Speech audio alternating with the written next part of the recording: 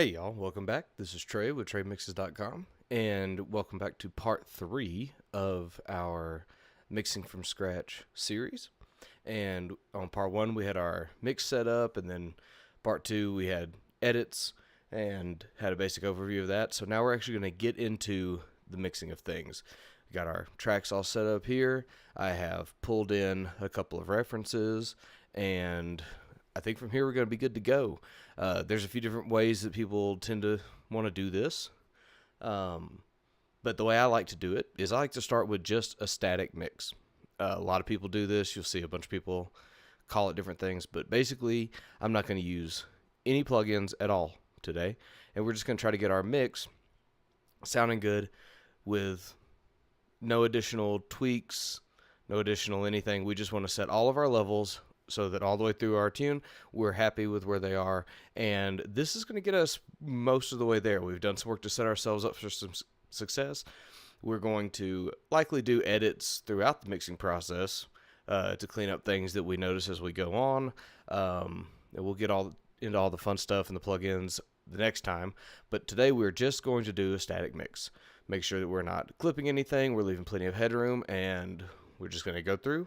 I'm going to stop talking, and we're going to get through it and bring in our instruments one at a time. I'm one that likes to start with one fader, bring it in at a time, and then adjust as we go. Some people like to throw them all up at once and just fine-tune them as they listen to the song.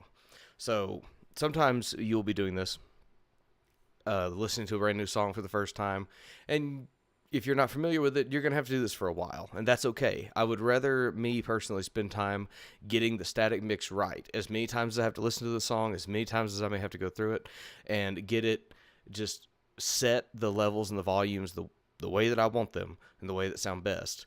And that makes it to where I can just focus on the volume and focus on the levels and not be worried about all these other things that may get in the way and distract. I don't want to pull up the kick or pull up part of the snare and then just fiddle with the snare instead of paying attention to an entire mix. So we want to get a good static mix first. And that is principle and key, at least to the way I do things. There's no rules, there's no wrong or right to all this, but we're going to mix this song from start to finish with me, so this is how I'm going to do it. All right, without further ado, we're going to dive right in. I'm going to click this microphone off. It'll probably be a pop when I do that, and then we're going to get with it.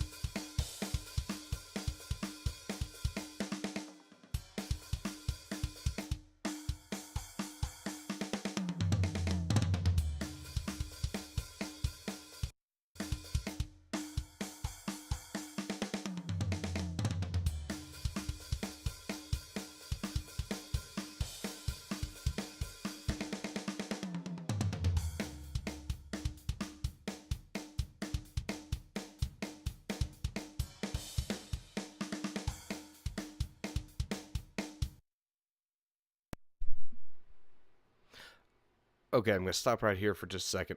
A lot of times with this, just doing levels and panning, which we're going to get to the panning in a second, but sometimes when you have multiple toms, you're going to want to try to pan them stereo, like I would, put them in a position in the stereo field for where the toms would be on the drum kit. But in this case, just want to discuss this since I haven't panned anything on the drums yet, that we have here, let's see if this tom fill does it.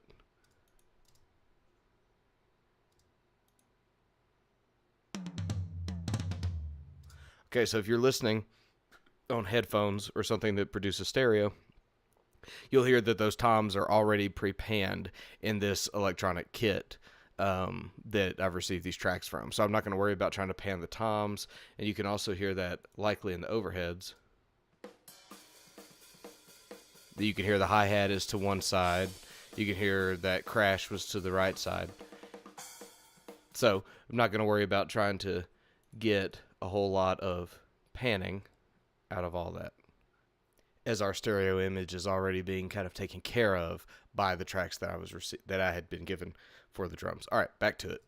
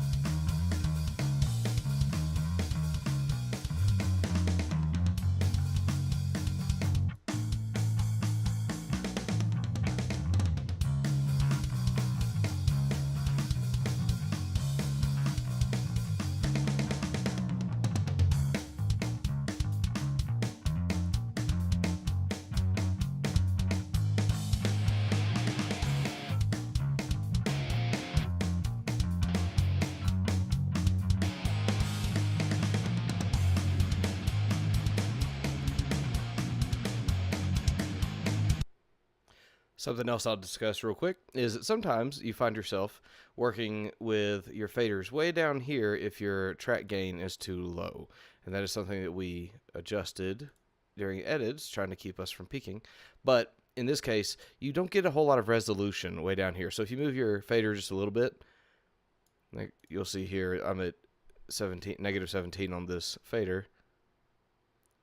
Just a little tiny move, you're already at 1 decibel, and it just gets worse the further on down that you're making large jumps as you go. Whereas up here, we can make single 1/10 of a decibel movements. So I'm going to try to get our clip gain, our track gain on these to an appropriate level so that I can keep these tracks, these instrument tracks, further towards the center of their resolution.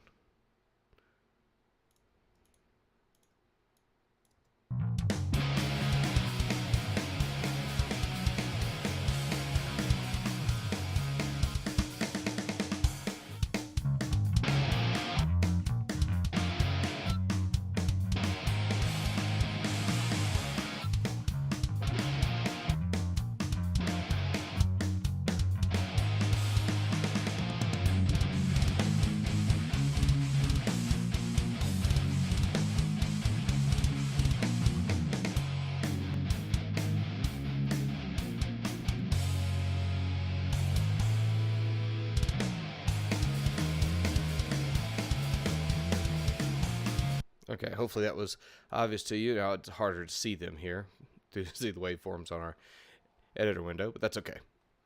All right, moving on.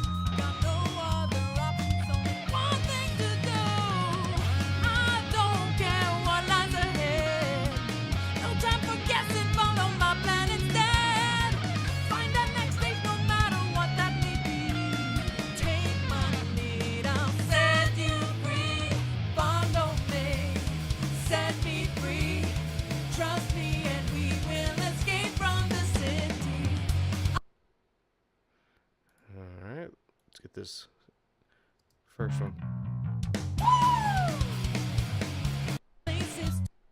Way too much.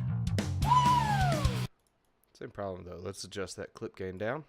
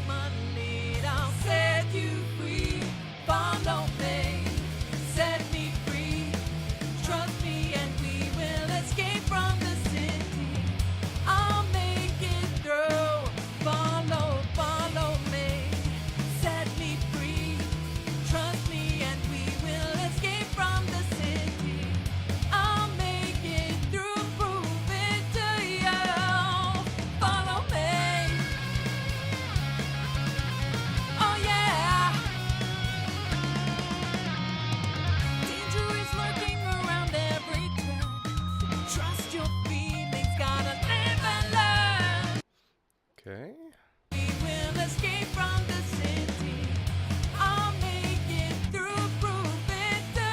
Okay, so there's a little vocal edit there that I missed. We'll get that later. See how everybody comes in. When you've started panning things, you can start to tell when something to the left or the right is a little early or a little late. And so you can see that the vocals here do not quite all line up with the lead. We'll get that later.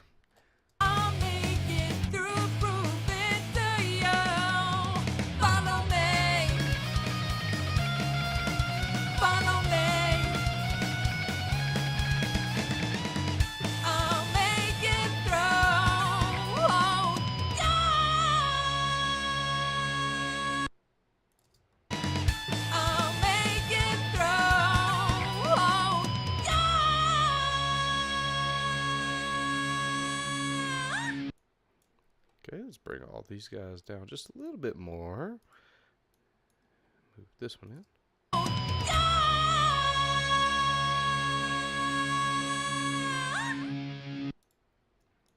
We'll be doing some more vocal edits here. Go ahead and get this fade. And let's do this fade because this is actually bothering me. A lot of times what I'll do is I'll just see if there's something that's just jumping out and bothering me. And so while this is not part of the static mix, if it's just bugging me and I can't get over it, it's just bugging me. So this, where I had to cut to line up these on the downbeat, this O for the oh yeah is cutting off kind of weird. So I want it to seem a little more natural. We'll see what we can do. All right, whoops. Just select this one. Let's do just one fade here.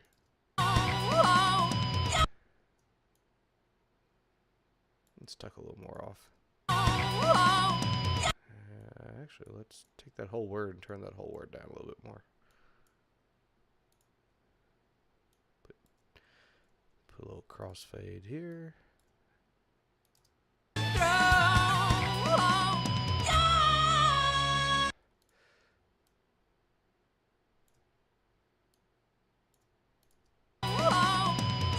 Still cutting off really hard. Too far of a fade. See, sometimes you get to where you're doing little stuff like this, and that's okay. It's part of trying to make it sound as good as you can. Increase our fade. No, that's not it either. Undo, undo.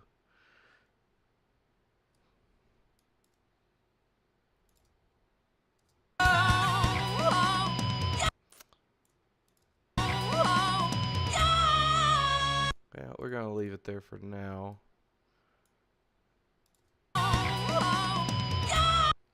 Yeah, that's pretty good. We'll probably do some more lining up of these guys. Back them up a little bit. Much better. Now it still sounds like a double, triple, quad in this case. Sounds awesome. but now it's lined up better.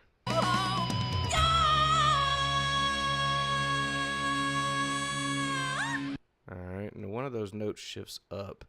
I got these doubles a little later. I asked the singer if she would double or triple the end like some of these other parts in the chorus, because there was only one, and I just wanted it to be thicker like the rest of it instead of it sounding like it dropped out all of a sudden. So these were just recently sent over. So the one where the note glides up, we'll see if you can hear it.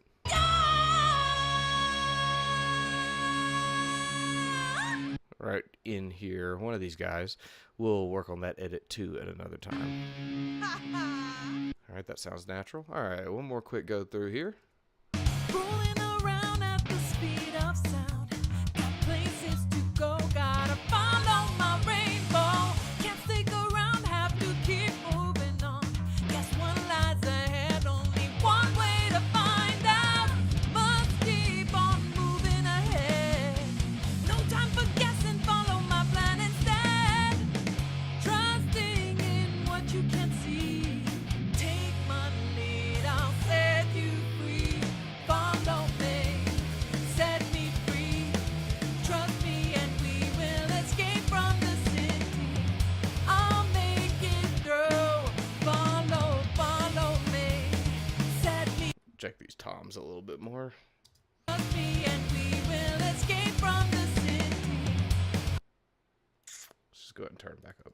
From the city, I'll make it through. Follow me, set me free. Trust me and we will escape from the city. I'll make it through, prove it to you. Follow me. Okay, toms are in a good spot. Oh yeah. And I really actually kind of like having this full drum mix track now. We'll get to the drum verb later, but having this drum mix track really helps emphasize kind of like you're getting a drum double. So it's maybe a good idea for some of you producers who do a full kit, bounce out to some of your mixers. When you're bouncing out all your different drum tracks, your leaks and your overheads and your everythings, maybe having a full mix, kind of like how you think it ought to sound, would be really good for the mix engineer to have something. Instead of creating another parallel bus, you could have a parallel drum mix that could help, at least in this case. Maybe we'll do some creative stuff with it in the future, but in this case it's really kind of helping push those drums through a little bit. So let's try with and without. Oh yeah. Rolling around at the speed of sound. Got places to go, gotta. Yeah, that helps a lot. Just to help push it through a little bit more.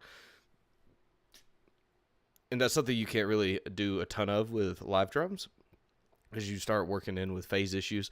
And if we had live drums, we would have dealt with phase issues. And we would have discussed it, shown how we could work around it. But in this scenario, you're dealing with these electronics. They sound really good, and we'll do everything we can to help make them even bigger, punchier, and when we get into doing drums in a couple of episodes. But I think having this extra drum mix track helps a lot. So I'll turn the vocals off, and we'll see what it sounds like with and without, just so you guys can see what I'm talking about.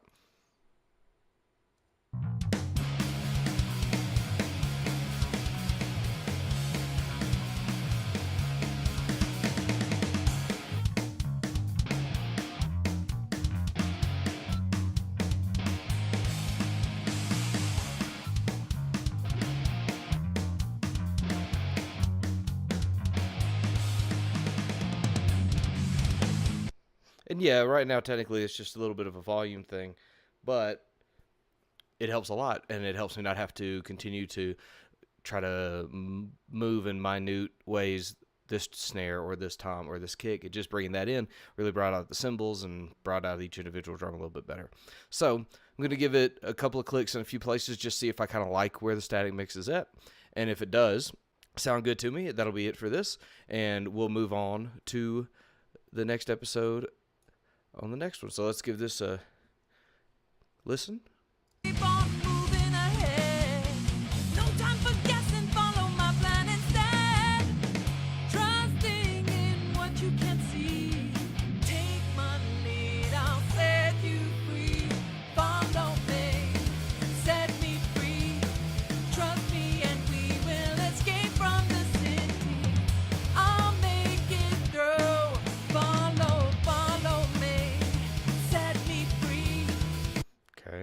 Okay, let's check these leads. Oh yeah. Danger is lurking around every turn. Trust your feelings, gotta live and learn. I know with some luck that I'll make it through. Got no other options, only one thing to do. I don't care what lies ahead. No time for guessing, follow my plan instead. Okay, getting there. All right, I think that's pretty good for now. Obviously, the vocals are really dry. There's a lot of frequency masking happening with the bass and the kick and the vocals and the guitars, and we're going to get to all that. But for right now, if I set this and let it play, I think that it would be pretty spot on for where I like the levels to be in these scenarios. As far as panning goes, sometimes with the harmonies and doubles, you want to put them apart from the vocal in the center, but I like to spread them out at least about halfway when I have harmonies and doubles, so that if it still sounds like one singer, or at least it sounds like the lead vocal is still prominent, but that we only have so many things that we're panning way out, so like the left and right guitars. And we may decide to pan these lead guitars a little bit too. But for the moment, the lead guitars being in the middle sound all right to me. But having a left guitar and a right guitar way out to the sides, if I've dropped the background vocals right on top of them, you're going to have a lot of frequency masking as vocals and guitars kind of live in the same ranges. And you don't want to get them so far on top of it that you lose some of the clarity. We're still presenting a wider stereo field by having the guitar spread and some of the background vocals spread. For right now, we're going to leave it like this, though. So thank you very much for hanging out. If you want more information on mixing, head over to TreyMixes.com and grab your free downloadable ebook with private videos where I discuss how to use saturation, which is something we're going to use a lot of here. It just really helps bring your mix out, really add a lot of pop.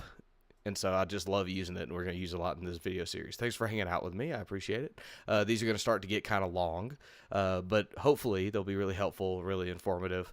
And I appreciate you guys watching and follow along. Subscribe if you have found this interesting, and have yourself a wonderful day.